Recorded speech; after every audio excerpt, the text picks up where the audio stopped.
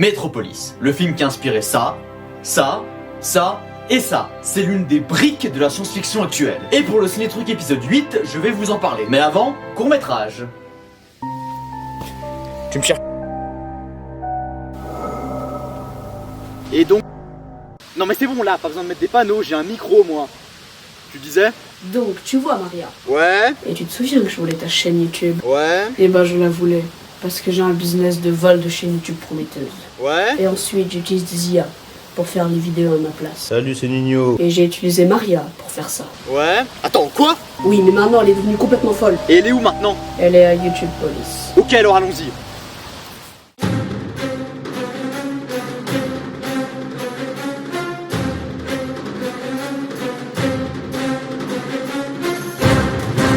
Metropolis est un film qui est sorti en 1927 et qui a été réalisé par Fritz Lang. Le film se passe dans un futur dystopique dans la ville de Metropolis où les riches ont la belle vie, s'amusent, etc., etc. Mais pour faire fonctionner cette ville, sous Metropolis, il y a des machines qui marchent grâce à des ouvriers qui travaillent 10 heures par jour. Donc rien qu'avec ce petit résumé, vous avez sûrement compris de quoi parle le film. Il parle de la lutte des classes. Et donc ces fameux riches, ils ont des jardins, des bibliothèques, des stades entiers pour pratiquer le sport. Et c'est déjà là que je peux vous parler de la critique du Et vu que YouTube aime pas trop le mot que je viens de dire, quand vous voyez Charlie Chaplin, ça veut dire le nazisme. D'accord? Donc comme je le disais dans le il y a plusieurs idées reprises d'un philosophe qui s'appelait Nietzsche qui a notamment créé l'idée du surhomme. Donc en gros Nietzsche dit que les religions chrétiennes ou juives sont des religions de faibles alors que les Grecs et les Romains avaient une religion d'hommes forts. Car toujours selon Nietzsche, les Grecs et les Romains essayaient de se surpasser pour être plus forts alors que les Juifs et les chrétiens se consacrent plus à aider les autres. Et les nazis ont repris ça pour leur propagande. Et donc cette scène avec des statues grecques et les riches qui essayent de se surpasser pour être plus forts, ça fait sûrement référence à ça. Vu que Fritz Lang était d'origine juive mais de religion chrétienne, c'est normal qu'il soit pas trop d'accord avec ça. Et avant de continuer la vidéo, là j'ai fait vraiment un bref résumé du truc et il y a encore plein de débats sensibles autour des idées de Nietzsche et j'ai pas envie d'entrer là-dedans. Alors pour revenir sur ces riches, Freder, le fils de Joe Frederson, donc l'espèce de dictateur de la ville, s'amuse tranquillement dans les jardins éternels. Et oui, le père s'est pas trop foulé sur le nom de son fils. Mais c'est alors qu'une ouvrière nommée Maria rentre avec des enfants dans les jardins éternels et Freder en tombe amoureux. Et c'est là que je peux vous parler du jeu d'acteur. Alors en fait il est très surjoué, ce qui permet de très bien comprendre les émotions des personnages, ce qui est plutôt pratique pour un film muet vu qu'il faut divulguer des informations plus par l'image que par le texte. Mais c'est aussi car le film est inspiré de l'expressionnisme allemand qui consiste en gros à représenter des émotions claires et explicites plutôt qu'à faire quelque chose de réaliste. Donc du coup Freder suit cette fameuse Maria et découvre les conditions de travail des ouvriers. Mais surtout il voit un monstre nommé Moloch qui avale les ouvriers montrés comme des esclaves. Mais c'était une hallucination. Waouh, c'est tellement subtil. Oui bon d'accord, mais c'est de l'expressionnisme allemand comme je l'expliquais avant, donc c'est normal que ce soit un petit peu explicite. Ouais, ça ressemble pas un peu à de la branlette intellectuelle ça? Bon, si tu veux, ouais. Donc du coup avec cette scène c'est assez évident que le film critique l'industrialisation qui esclavage l'homme. Donc après avoir vu cette horreur, Freder va chez son père qui vit dans la tour de Babel. Et du coup le choix de ce nom c'est en référence à l'histoire de la tour de Babel dans la Bible qui critique l'homme qui veut toujours plus grand, plus haut, quitte à sacrifier des vies humaines plutôt que de se contenter de ce qu'il a. Donc après que son fils lui ait tout raconté, Frederson engage quelqu'un pour l'espionner et il voit que Freder a échangé sa place avec un ouvrier. Après cette nouvelle, Frederson va voir un scientifique nommé Rodveng qui a créé une machine qui est capable de prendre l'apparence de n'importe quel être humain pour pouvoir recréer une femme qu'il aimait. Alors déjà c'est une critique de la quête de l'immortalité et vu qu'il y a une croix satanique, la machine est clairement considérée comme quelque chose de diabolique. Encore une fois, c'est très subtil. Oh ta gueule. Mais Frederson va utiliser cette machine pour tromper son fils et lui faire croire qu'elle est Maria. Salut, bienvenue dans les anecdotes de Timéo. Du coup les amis, en fait l'anecdote du jour c'est que le robot de Metropolis, et ben en fait il a inspiré George Lucas pour faire ces 3 PO. Kamao, Kamao. Bon les amis, en fait je voulais vous dire un truc. Voilà. Du coup les amis, bah c'est la fin de cette vidéo. J'espère que vous avez aimé. Abonnez-vous, likez, mettez la cloche des notifications et au revoir. Mais pendant ce temps, Freder trouve un plan créé par les ouvriers pour aller dans une sorte d'église clandestine. Et il voit Maria qui est en fait une prophétesse et qui raconte aux ouvriers l'histoire de la tour de Babel et de Babylone. Et oui, je sais que entre la morale et la référence à Babylone, on pourrait croire que le public cible de ce film c'est ce genre de mec. Brother from another mother dans tes oreilles. Yeah man, Babylone s'est endormie. Et la nature, elle se réveille.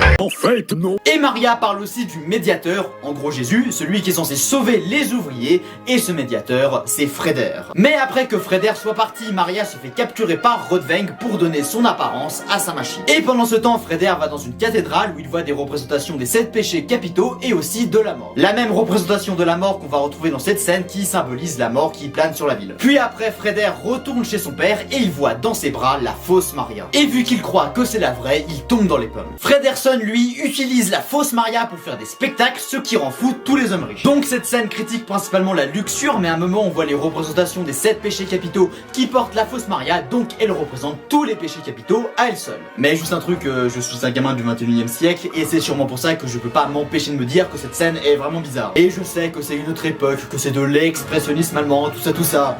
Mais ça me fait vraiment penser à ces films d'étudiants en art qui pour rentrer dans une école de cinéma font absolument n'importe quoi. Alors en fait c'est très simple, j'ai pissé sur la caméra puis j'ai filmé un caillou pendant 1h30 et ça représente du coup la congolexifisation des lois du marché. Waouh, c'est tellement subversif, vous êtes pris. Voilà, ça c'est un exemple de branlette intellectuelle, c'est quelque chose que seul l'auteur peut comprendre et qui sert uniquement à satisfaire son ego et à montrer sa supériorité intellectuelle, ce que Metropolis ne fait pas vu que son intention est plus qu'évidente. Bon, puis la fausse Maria va dire aux ouvriers que le médiateur n'est pas venu et qu'ils doivent prendre les armes pour détruire les machines. Donc ensuite on va voir une foule enragée qui détruit les machines sans réfléchir aux conséquences. Et le message c'est que la haine des foules rend stupide. D'ailleurs Groth, donc le seul ouvrier qui n'est pas avec la foule, est le seul aussi à avoir compris que détruire les machines c'est une mauvaise idée. Vu que les machines leur permettent de pas être inondées. Mais quand il la rejoint, il devient aussi stupide que les autres à cause de la haine. Et en vrai tout ce que disait le film sur les machines c'est pas bien tout ça, bah là on nous dit que les machines c'est pas le problème, mais c'est la manière dont on s'en sert. Les machines doivent servir à aider l'humanité et pas à la réduire en esclavage. Donc pour revenir sur l'histoire, les ouvriers ont oublié leurs enfants qui sont en train d'être inondés du coup, mais dans la scène où Freder défonce une porte pour sauver les enfants,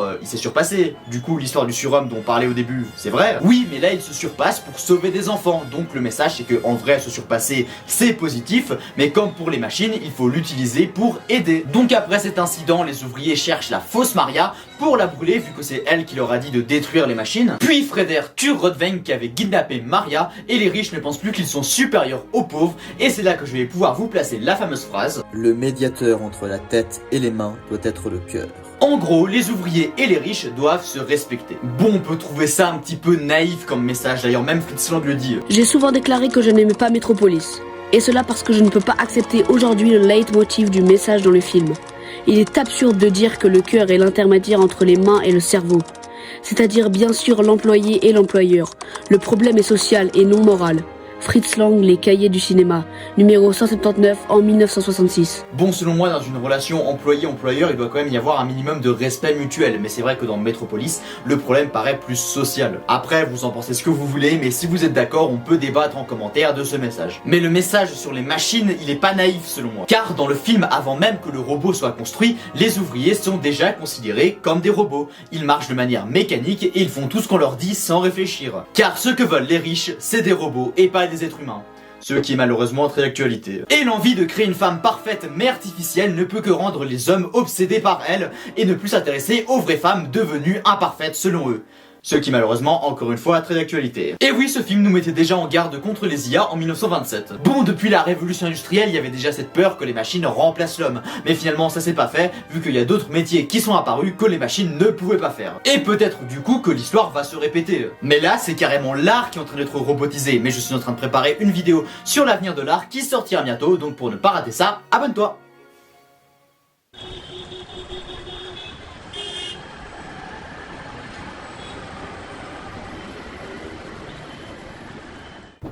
Ok, Maria, je peux savoir pourquoi.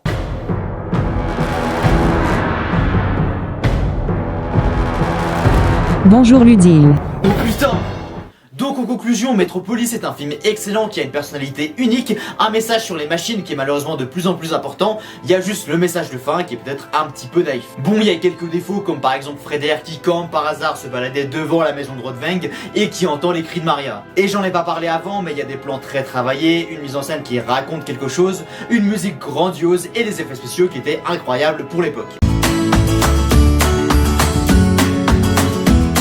Et d'ailleurs, les voitures ont été créées en stop motion, alors que les villes, eux, ont été créées en maquette.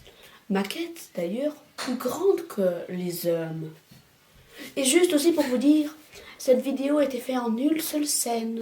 Tout simplement parce que je faisais perdre un peu de watch time à Ludive. Et si je ne veux pas perdre mon emploi, je dois monter le watch time. Et aussi Ludive, j'ai joué beaucoup de la thune. T'es un fils de... Bon allez, à une prochaine fois.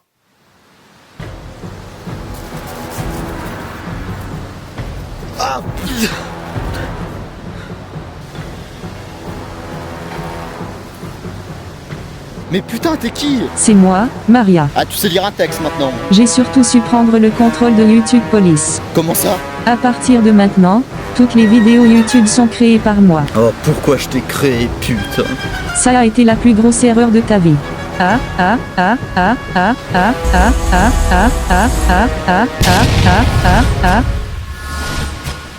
Bon.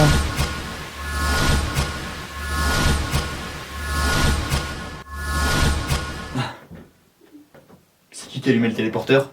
C'est moi. Ah bah merci, mais t'étais où depuis avant en fait?